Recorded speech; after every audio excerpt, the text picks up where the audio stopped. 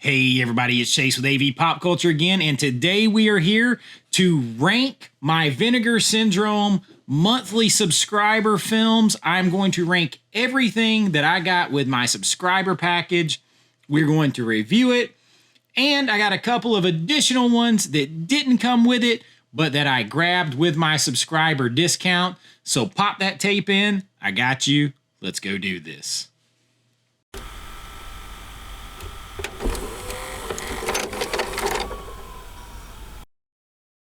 All right, so monthly ranking and reviews of my Vinegar Syndrome haul. So I am charting my monthly progress as a Vinegar Syndrome yearly subscriber. My first year ever. If this is your first time checking out one of these, started in January, doing it each month. When I get my shipment in, I unbox it, show everything that I got, and all that kind of good stuff. And then I'll do some reviews. Like this month I did 3 4K reviews, and we're going to talk about these films again in here, so you get a little bit of a refresher, but I'm going to rank them with the others. I also picked up a couple of other films that they released this month that were not in my subscriber package, but I got my discount on them, and that was the cinematograph release of Drop Zone, and it was the Distribix, I believe. It was released on Vinegar Syndrome site. It's a sub-label of Last Tango in Paris, starring Marlon Brando. I do believe that one is actually sold out already, though. So your mileage may vary on whether or not you can grab that one or not. I'm going to let you know what I think about it. We're going to talk about the 4K briefly. I did a full review of those, so I'll try to link that video in the description down below of 3 of these, and then the other 2 we're going to talk about now. Then there was one other film. There's a 2-pack Blu-ray that came with the subscriber package. So all in all, if you count that as 2 films, we've got 6 films here to rank. And I'm just going to tell you that the double pack, 2-film pack, is number 6 and number 5. They're both at the bottom. And starting at the bottom is Curse of the Voodoo. So Curse of the Voodoo is on this pack with Devil Doll. And these are both like older black and white films. And I thought, okay, I got some high hopes for these. I think these could be kind of cool because they look like old, like maybe like kind of some of the scarier Twilight Zone episodes, and I'm a massive Twilight Zone fan. But I'm just going to be honest with you, I had a hard time getting through Curse of the Voodoo. It just overall just did not hold my attention. It was not really for me. Like it's not my type of movie. It didn't really get me there with the whole, like, is it like Twilight Zone kind of thing. So it was, the bad thing is it's only 84 minutes. That's what I wanted to look like, because it felt longer than that by a lot. And Devil Doll was 85 minutes. So Devil Doll I did like better. It did feel like a Twilight Zone episode much more. And I don't think I would ever see myself really needing to go watch it again. I'd rather just watch some Twilight Zone. But like the Curse of the Voodoo is like big game hunters, and you know they get they're on like a trek in Africa, and they get, you know, they deal with voodoo. I had a hard time. I'm going to be honest with you. I watched some of it. I kind of got up, went away, came back, watched, kind of skimmed through. I couldn't get into it. I could not get into it. Devil Doll, which would come in at number 5. So number 6 was Curse of the Voodoo. Number 5 would be Devil Doll. It did have more of those Twilight Zone vibes. You got a creepy ventriloquist dummy. So if you're into that kind of thing, you got that there. So that's more my speed. I'm not the biggest like evil doll guy in general, but there's definitely like Twilight Zone episodes about evil dolls. There's movies about evil dolls. It's a little more mainstream in what you get. it was okay. It's okay. I can't really say that, like, I I am not going to just tell you and recommend something to you that I'm not ever going to watch again, because I would never watch. I don't think I would ever really need to go watch any one of these again. If I got the hankering to watch a possessed doll something, I would go and watch one of the Twilight Zone episodes. I'd go watch the original Child's Play, all that kind of stuff before I would ever get to this. And both of them are on the same disc. So that'll tell you a bit about the size of them. They come with a little booklet and, kind of, I'm not the fan here lately of this artwork where we're doing kind of like all versions of one color and it's kind of drab. I'm not so into that, but this is spot glossed. I will say, I think this will be the third entry in my end of the year. I'm not keeping that pile. So far in that pile is White Cannibal Queen and Devil Fetus. I'm probably not going to keep those. I'm probably not going to keep these, but what I promise you guys here and now, what I'm going to do is at the end of the year, in December, all of the movies that I don't care to keep from my Vinegar Syndrome subscriber packages, I'm going to rewatch them. I'm going to do a final ranking, decide for sure if I'm going to keep them or not. And I'm going to do that on a video in December, like at the end of the year. And anything that I am not keeping, I'm going to rank it. I'm going to rank the best of the worst. And anything I'm not keeping, I'm going to put up for trade or sale or giveaway, because I don't believe in hoarding titles. I'm not interested in that. So right now, this one you will see again there. This is Vinegar Syndrome number 498. Devil Doll comes in at 5. Curse of Voodoo at number 6. Now, next up, like all the movies from here on out are good. They're good movies. They're all keepers, obviously. It's just how much fun you have watching them. Now, coming in at number 4, 3, 2, 1. At number 4 is one that I'd seen before. I saw this in film school. I've seen it another time.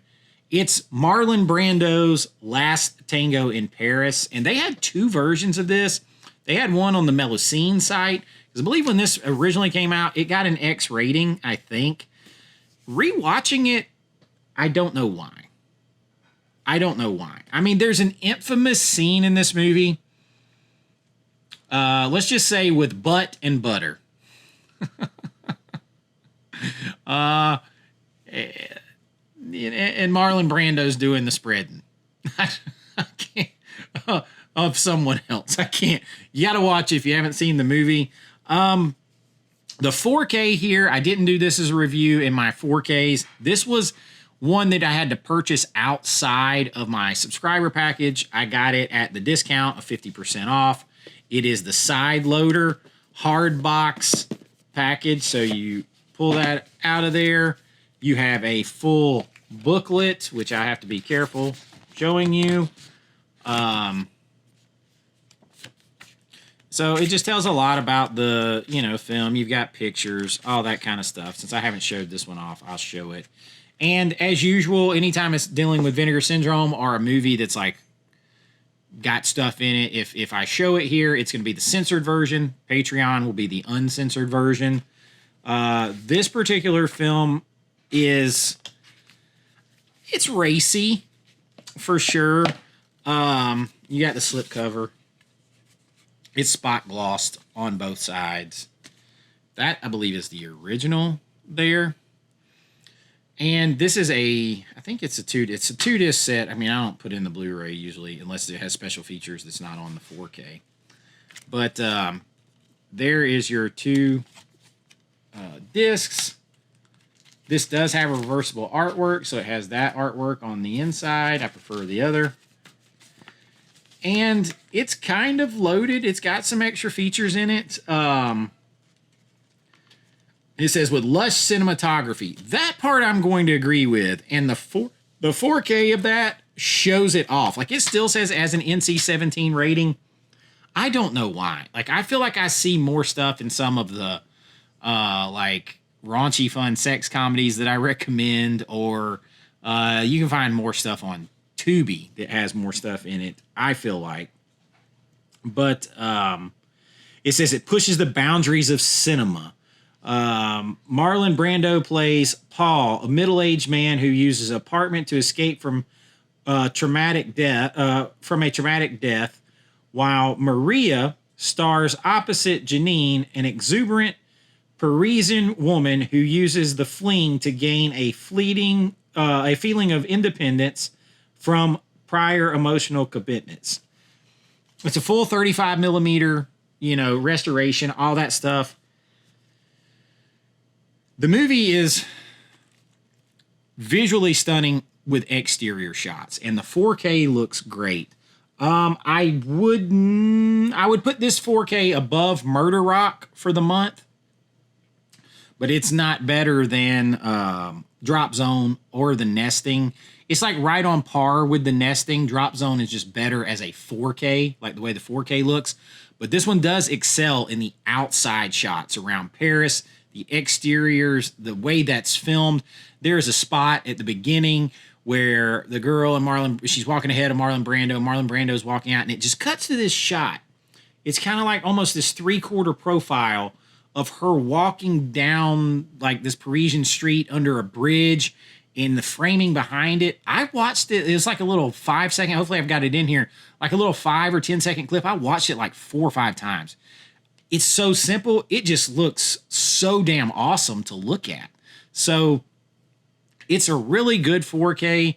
The movie, I find, is very dry, and I just think Marlon Brando is one of the most overrated actors that we've had. I just think he's very overrated. I saw a recent interview with Christopher Reeve before Christopher Reeve passed away, and he talked about doing a movie with Brando, or talking about doing Superman with Brando, and how Brando just like phoned everything in.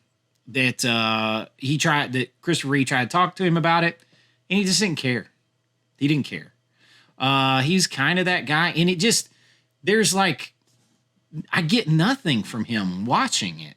Even when he's buttering up her biscuits and about to do something she doesn't want him to do, he's still extremely just like I don't get it. I don't get it. I mean, that worked in Godfather, making an offer you can't refuse. And then he just kept talking like this the rest of his life, and he was hard to deal with, and he didn't care. So the movie is kind of dry to me. The erotic scenes don't bail that out. But it's one that I feel like, and you can see how fast that it sold out. I feel like it's one that you have in your collection, because I feel like this is the type of movie that if we kept going down the road of censorship, this is a movie you eventually would not be able to get. So that's why I went ahead and picked it up. It's a nice collection set, and I will keep it because of the historical value of it. But I don't see it. It's not one that I'm going to go watch again and again. I've now watched it like 3 times in my life. If I want to show somebody that scene or some beautiful exterior cinematography, I'll go pull this thing out. There's some words that I'm just laughing because I just rewatched it. But Last Tango in Paris is definitely below the next 3 on the list. But if you can grab it from a 4K standpoint and from a historical value of cinema standpoint, I would grab it. I wouldn't go pay out the nose for it, because at some point, if there's like a standard 4K release of this from someone, you could get that and be happy. I would say the movie I don't think it's all of that. It's one of those movies that I'm probably going to bring back my overhyped movies people say they love series. This could find its way there. But The Last Tango in Paris comes in at number 654 on the list. Now, at number 3 on the list, I really enjoyed all 3 of these movies, the next 3 movies. And one of them I don't want to say I was harsh on the 4K review. It's just like as I rewatched a little bit more and stuff, I do think this is one that I will dive in more to, but it still can't beat the other 2 on this list. and the 4K can't either. It's the weakest 4K without a doubt of any of the 4Ks released this month. It's not their fault. It's not anyone's fault. It's the condition the thing was in. It was the lighting, all that kind of stuff. I know y'all, my lighting is kind of going crazy too because of right now, but this is throwing it off over here, my off-camera mic. And so the camera is picking it up and trying to adjust the color. So I apologize. But I can't show you the front of this. Here we go again with Murder Rock coming in at number 3. This is the Lucio Fulci. Not quite Fulci horror gore, not quite sleazy giallo, but somewhere in the middle is what this is. To be quite honest, if it didn't really have the scenes where the killer uses this long, exaggerated long needle to kill the women by poking them through the boob into the heart, I'm not even sure you would see that much nudity. There's like one scene where a girl gets in the shower and it's like a very far away scene. You see her butt as she's dancing down the hallway. So it doesn't go to sleazy giallo territory, and it doesn't go to Fulci film horror territory. So I'm not really sure what it's trying to be, and that tonal whiplash is kind of confusing. And then it's like Fame or something, Flashdance, because it's a dance studio and these girls are getting picked off by the killer. It really reads more like a just standard like thriller whodunit type movie that has an occasional boob, but there's really no horror. There's not a lot of blood. It's very restrained by Fulci.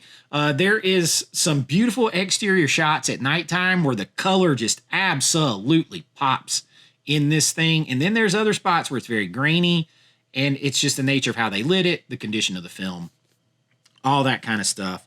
But I would recommend Murder Rock if you're a Fulci fan, if you're a Vinegar Syndrome kind of completionist, you want these boxes. If you're into giallo at all, if you're into giallo, you're into Fulci, you're a big Fulci fan, you're a big giallo fan, you like Vinegar Syndrome's nice box releases and stuff, because this is the whole like meal deal here, then I high recommend. And it is one that there's no question I will keep this film and rewatch. There's no question about that. So Murder Rock, though, comes in this month at number 3. Now, number 2 and number 1 were hard because I really liked both movies. And one of them I hadn't seen in forever, and I liked it better than I remembered. And the other one I had never seen before and was like, holy shit, man, that's a good movie. I like that movie. So it's splitting hairs here, but I'm gonna go at number 2 here with you know what, I'm gonna mix this up. I was gonna give you number 2 and then number 1. I'm gonna give you number 1 first. I'm gonna give you number 1, and then we'll talk about number 2. Number 1 this month is The Nesting. The Nesting. If you saw my 4K review, check it out. Everything you ever wanted to like know about the nuts and bolts of this movie, all that kind of stuff. 4K, demo worthy for a late 70s, early 80s type movie with that desaturated, saturated type aesthetic that those have. Demo worthy on that, not reference quality. And it does not beat out number 2 in quality, which is Drop Zone. Drop Zone has one of the better 4Ks that I've seen this in probably like the last 6 months. So I don't think this is contender for 4K of the year. I'm going to rewatch. I'm going to put together my Atmos, as I'm keeping a running list of best 4Ks of the year. And when I finish my Atmos setup, I'm going to rewatch all those movies that have Atmos with the Atmos. And I'm going to evaluate that in it too. Right now, Reanimator, and from my perspective, Convoy, because Convoy came out in December, but not really here, didn't get it until January. So Convoy from Imprint I'm also going to include in this year, even though it came out towards the end of December. Those are 2 of the best. Captain Kronos is up there. But I'm going to reevaluate because this could be there. It is that good. I pointed to a spot in the 4K here at the beginning of the film where there's an alligator going through like a little waterway. It is ridiculous good. It looks like you're looking out a window that's not even closed. Like I don't know. It looks so good. The other colors pop. The movie's a lot more fun. You got Wesley Snipes. You got Gary Busey. You got people jumping out of planes. I mean, holy shit, it's good like 90s action here. So Drop Zone, just high recommend. Go get this. Like, support this so that they'll give us more like action films on Cinematograph. Buy this thing. My only nitpick knock is I'm not that crazy about the artwork because I feel like the artwork could have had some cool color in it. But the 4K, by far the best 4K of the month. No question as far as quality there. And just a damn fun movie. But The Nesting, never seen it. I am huge into haunted house movies. I am huge into creepy small town atmosphere, mystery, what's going on, supernatural element that you're trying to figure out. All of that is here. You've got The Sentinel vibes, which is another movie that I pound the drum on. You almost have some Entity vibes, as more I thought about it with the Barbara Hershey movie that Martin Scorsese says is the scariest horror movie ever. It's a good movie. You almost have those vibes. You definitely got a little Shining in there. She's a writer. There's shit getting typed on a typewriter. She don't know how it got there. You have this mystery of, I'm just going to say, like, there's a big mystery here that involves a lot of dead people, all kinds of stuff. You got that little sexual element to this. Just a great looking 4K too overall. Acting. The lead actress in this, I just totally escaped my brain, her name. Academy Award winning actress Gloria Graham. I think that's how you say her name. Dude, she gives a hell of a performance in this, and I just totally dig it. And it was a great 4K, great, blind get, one that I'm like, I'll watch this plenty more times. And so high recommend. These two are extremely high recommends. I just put this at number one because it's rare for me at this point in my life to get blown away by something I haven't seen and just be that into it. I was that into it. But Drop Zone, I liked Drop Zone way better on this rewatch than I realized or remembered that I liked it. So just extremely high recommends. And I'm going to kind of back up a little bit on my original 4K review. And I'm going to recommend Murder Rock if you are a Giallo fan, or if you're a Fulci fan, or if you just got to have, of course, obviously, if you got to just have all the Vinegar Syndrome like sideload or special editions. But if you're a Giallo fan, you are going to like this. If you're a Fulci fan and you want all the stuff that he has done, you're going to need this. You're going to want it. But if you're looking for Fulci that's like gore filled and stuff, you are not going to get that from this. So just remember that.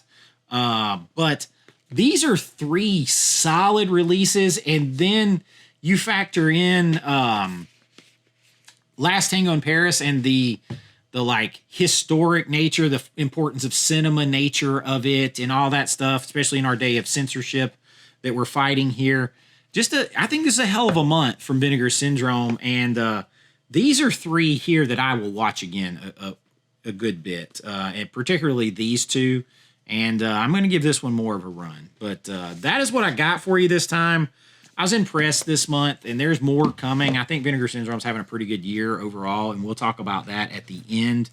But, with the good comes the bad, and I'm just not into this, and it's going to go into my evaluate at the end of the year for possibly get rid of pile here. So, but these, solid, and I high recommend The Nesting and Drop Zone, and I recommend Murder Rock if you're a Fulci fan or a Giallo fan. And that's what I got for you this time. We will stay up to date on these. We got the subscriber halfway to Black Friday sale. The flash sale already happened. They announced the VSU, which is the Golden Child, which some people aren't happy with. There's this problem going on with Vinegar Syndrome fans. Like hardcore fans bitch and moan if they release a title that more people have heard of. They got to keep the lights on. They need a few more titles like The Golden Child, like Roadhouse, like Showgirls, like The Beastmaster. Everything can't be a lost, found in somebody's basement, obscure type film. It can't be Haunted Ween or Devil Doll every movie. They need some bigger movies. And The Golden Child, if you're a horror fan, a comedy fan, Eddie Murphy fan, get it. I like The Golden Child. My brother loved that movie, and I think that VSU looks really cool. They had the balls to use the perfect movie poster and then do some cool, simple popping art on the back and then on the slips. So I grabbed that.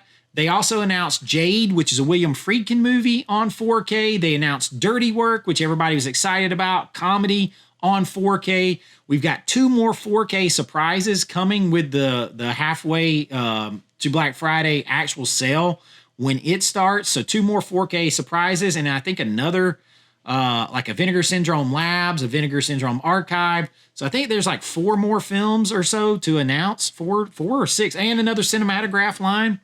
So they did Swim into Cambodia, they've announced already, but they got another one coming at the end of the month. So big stuff from Vinegar Syndrome, a huge month from them, and we're going to cover it all, plus the sales stuff.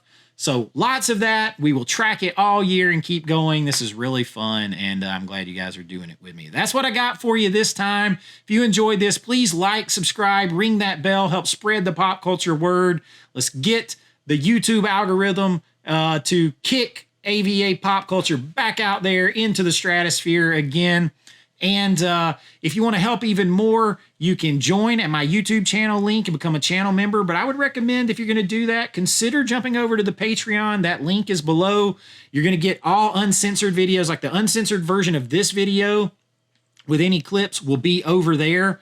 You're going to get all that over there because I can just do more. But no matter what, you're going to get special members only videos, behind the scenes looks at my filmmaking, and your name in lights on every single video. And y'all, I really do appreciate it. But until next time, be kind, rewind like always. This is Chase with AV Pop Culture, and I'll see you real soon. Bye-bye. I know.